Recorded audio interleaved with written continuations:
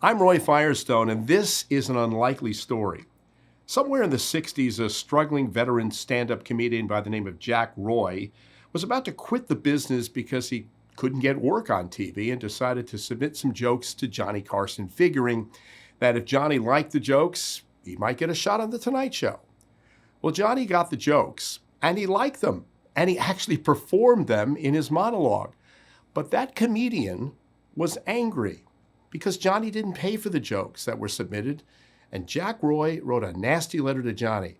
"Now I know why they call you John," he wrote, "because you belong in a toilet. And if I ever see you, I'll punch you in the nose," he wrote. Johnny Carson felt threatened. He told his staff to not ever let a guy named Jack Roy on the lot for The Tonight Show. When we come back, I'll tell you the most amazing turnaround for this comedian and his face-to-face encounter with Johnny Carson. I'm Roy Firestone, and this is an unlikely story. Back on Unlikely Story, I'm Roy Firestone.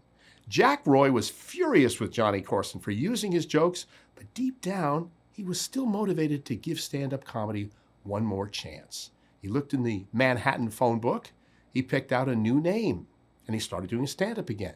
He appeared on The Ed Sullivan Show and many other shows and began to become a hit. Well, Johnny Carson saw his performance on The Sullivan Show and booked this comedian for The Tonight Show, not knowing it was Jack Roy all along, the man who threatened to punch him in the nose. Only this time he had a new name. Well, that comedian went on Johnny's show, and he was a sensation.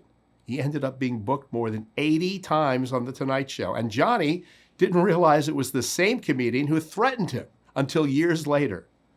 The comedian's name? Rodney Dangerfield. Now that's an unlikely story. I'm Roy Firestone.